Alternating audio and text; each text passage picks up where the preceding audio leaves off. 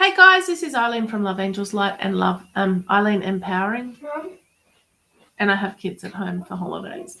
Hi, darling. Ethan. Yes. Hey. Dude, I am live and I need you to hurry up. Mom. Yes, my love. Ethan, I said he could make a pile of Christmas, but I didn't know that he wanted to do it with couch cushions. Since when are you the boss? Dad's home. Hey guys. The joys, right? Merry Christmas for tomorrow. Should I forget to tell you all that at the end? My husband just got home from work. Isn't that amazing? Now, guys, I worked out why I can't see your names when you're commenting in the group, and it's because you need to go into StreamYard to allow it. So, yeah, we'll talk about that another time. Today is all about honoring yourself, because as we head into one of the most crazy times of the year, if you kind of take apart any, go past any other part of the year that's crazy, Christmas is about family, especially in our house. Christmas is about family. It's about giving, and it's about all of those things. But what? Dad brought her things for us. What? Turn around. I want to Show see. you something. These are ours. Amazing. Candy. It's candy. Look, the kids brought me something. Candy. Go to Dad. Go say, Daddy, Mummy's doing a live. Yeah, Dad just got home from work. All right. Mummy's doing a live. Kids haven't had lunch yet. Neither have I. Yeah, candy. Woohoo! We could have put those in their stockings for tonight. Didn't think that through, did he? Oh, boy. As we go through this really busy and people-filled time of year, I want you to remember to take time out to honor yourself, to honor the way you want to feel. And if you need time out, to just take that time out. Going through Christmas and New Year and all of that, oftentimes we're surrounded by family, which has its ups and downs, if we're honest. And for a lot of us, if we are empaths, if we are introverts, if we are introverted extroverts, extroverted introverts, take your pick. Sometimes we are affected by the energies around us. Humans, right? We all are, but some of us more than others. And sometimes it's time for us to withdraw and just take time out to analyze where you are at, to ask yourself where you're at, and for you to actually honor the way you want to feel. It's time for you to value yourself.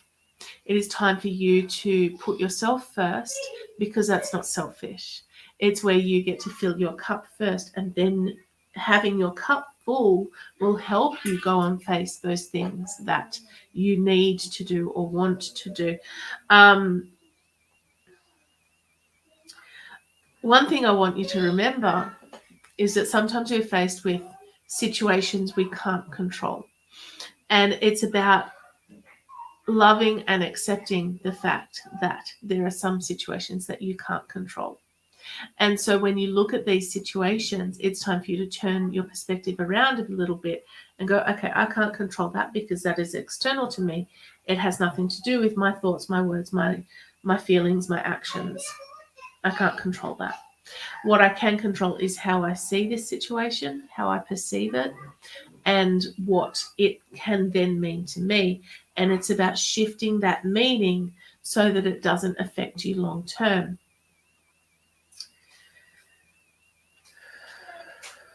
Mommy. Point number 2. Can you look at my candy? No, you have a daddy at home. Daddy can help you if that's what he so desires. At least it's a sealed packet and I can check the ingredients for my allergy child. Second point, you get to choose your thoughts. And when you start to feel them drifting into unwanted territory, which they can do because usually we don't filter them, we just let them flow. you need to remember to choose to think positively every day about yourself, about your situation, and about your family. I choose every day to think positively. While we're on the subject of thoughts, your thoughts are your responsibility. Your thoughts are your responsibility. So take 100% responsibility for those thoughts that go through your head and for the feelings that they create, because thoughts become feelings, feelings become the energy that creates your reality. So it's time for you to take control and go, okay, I don't want that thought anymore. That is not my problem. That is not where I want to be. I need to be thinking, what does the future version of yourself, what is the version of you that you want to become? What thoughts does that person have? So while you're looking at the future version of you, because I, in most of my programs, work with you to create that future version of you. Let's look at the goals you have. What is the end result? Where do you want to be in 12 months, 2 years, 3 years, 5 years, however long? 6 months even. Where do you want to be? Do you want to be where you are currently at in the future? Because for most people, not for everybody, but for most people, the answer to that is no. I don't want to be in that position 12 months down the road. So what are your thoughts doing? And are they creating the energy in your life to create the reality that you want to achieve? I let go of my anger so I can see the truth. Sometimes we need to put our feelings to the side, park them for a moment, and ask yourself, why? Why am I feeling this way?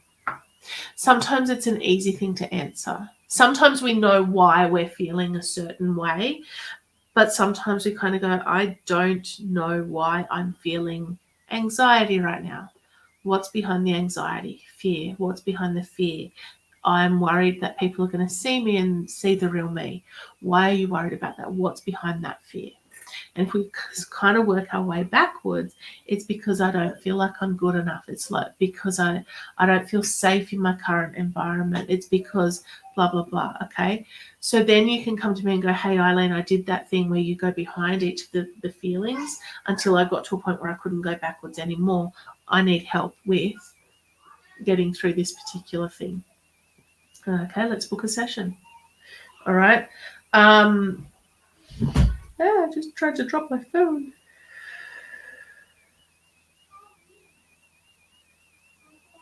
Sometimes it's time for you to get behind the emotions, to understand your emotions. It's okay to feel fear, to feel anger, to feel sadness. It's okay to feel those things. They are natural. It's not okay to sort of take your baggage there and unpack it and just kind of dwell there. We don't want to live in the feelings. We want to get past the feelings. And to do that, we have to face the feelings. It is okay for you to let go of old hurts so that you can bring yourself closer to peace, closer to love, closer to finding the future that you've been desiring.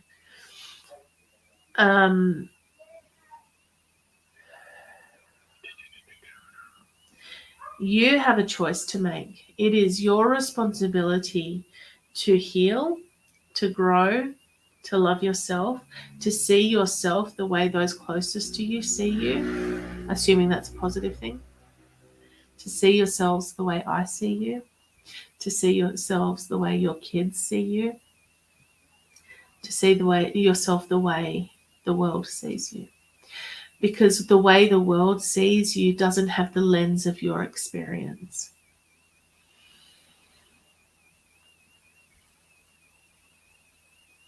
Your thoughts are within your realm of control. Your feelings are within your realm of control. And when you start to take responsibility for your thoughts and feelings and choose to think differently and choose to see yourself the way you want to be instead of the way you have been, then your reality starts to shift. It takes work. It's not always easy, but it does help you get to the point where you start to realize that you are not that person that you used to think you were. Sometimes we have never been that person that you used to think you were. But the work starts here.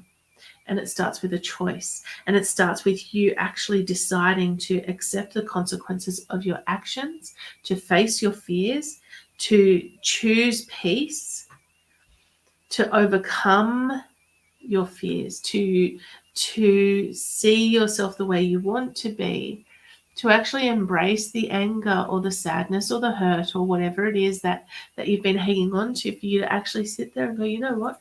Yeah. For one of my clients, I said to her, this was probably 2 or 3 weeks ago, I said to her, get your pen and paper and write down, okay, I'm angry.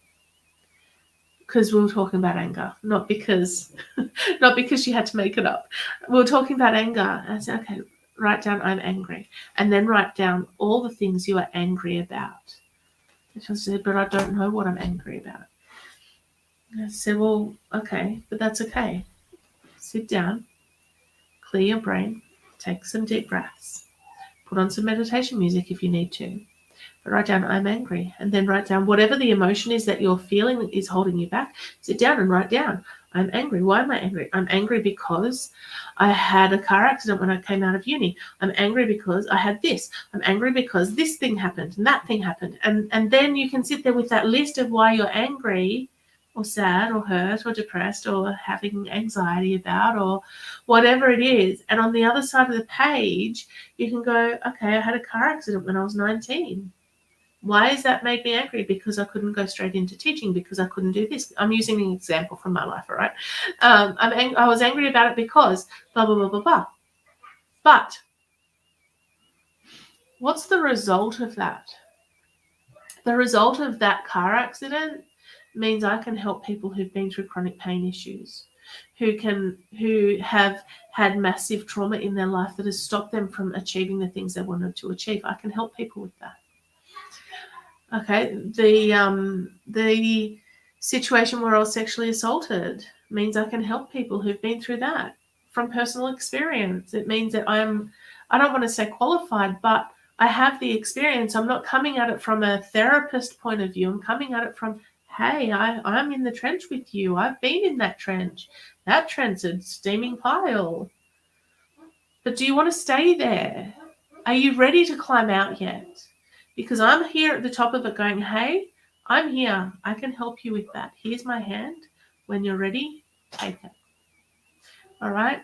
So when you reframe your experiences of why you were angry or hurt or sad or whatever, you can then turn things around and go, and it's part of your healing process for you to go, I'm actually glad that happened. Look, I'm not ecstatic that I've had some of the experiences I've had, but the meaning around them has shifted from trauma to light, from trauma to knowing that I can help someone become the best version of themselves once they get over this thing that looks like a mountain to them.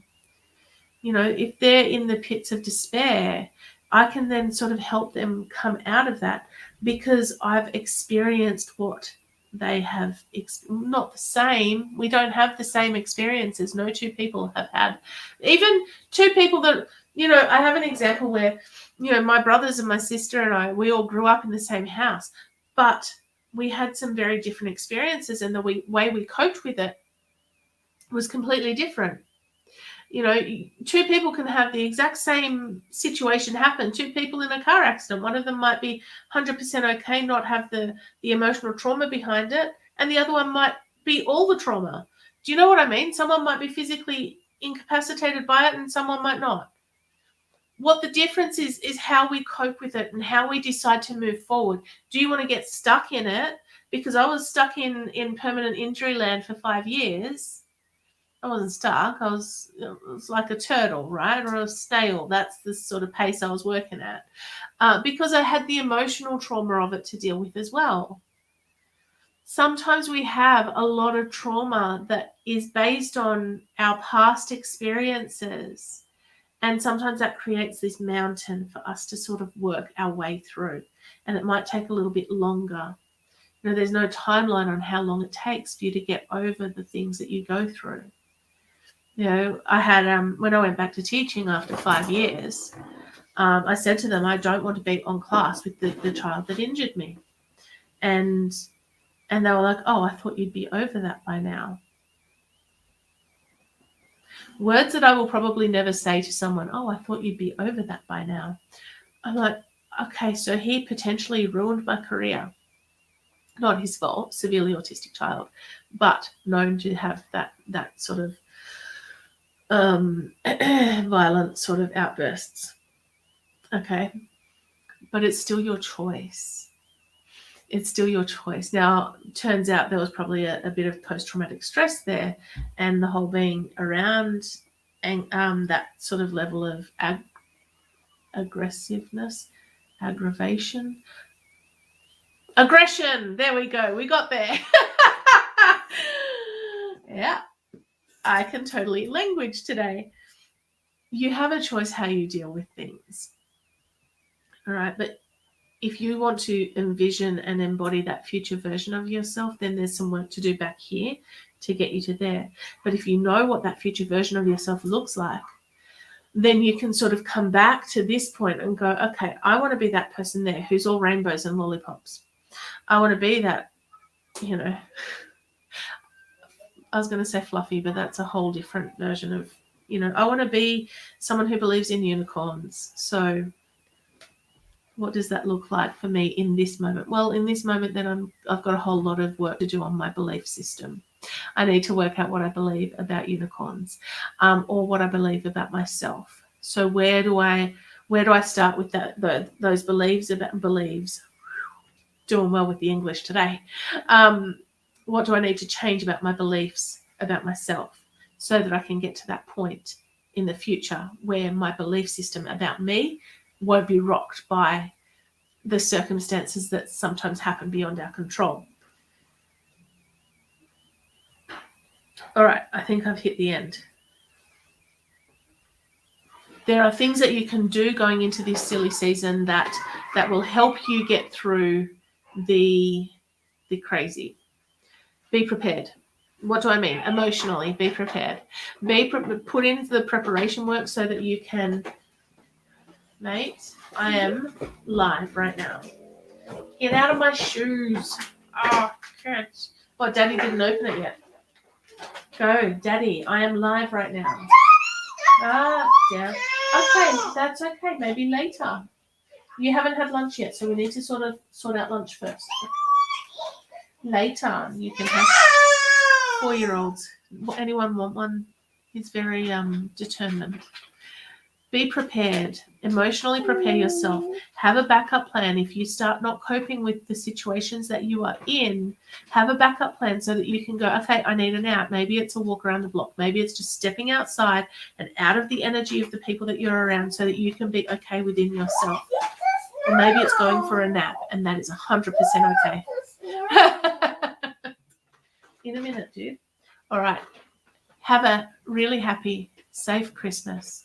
Do something nice for yourself every day. All right. And I will be live tonight at 7 o'clock for Love Angels Light TV on this Christmas Eve so that I can do family stuff. My husband wanted to go out and look at Christmas lights. But we can't because you won't be with us. I don't know, we can work this out. It's fine. So at 8 o'clock tonight, I will be turning off Love Angels Light TV. Hey, Mara says, Happy Christmas from Mara and Sol. What do you say? He says, I'm silent because I am having an emotional moment. Have a lovely Christmas, guys, and I will see you next week. Ethan's going to show you his lolly bag. I'll catch you later, guys. Have a really great day. Even got candy.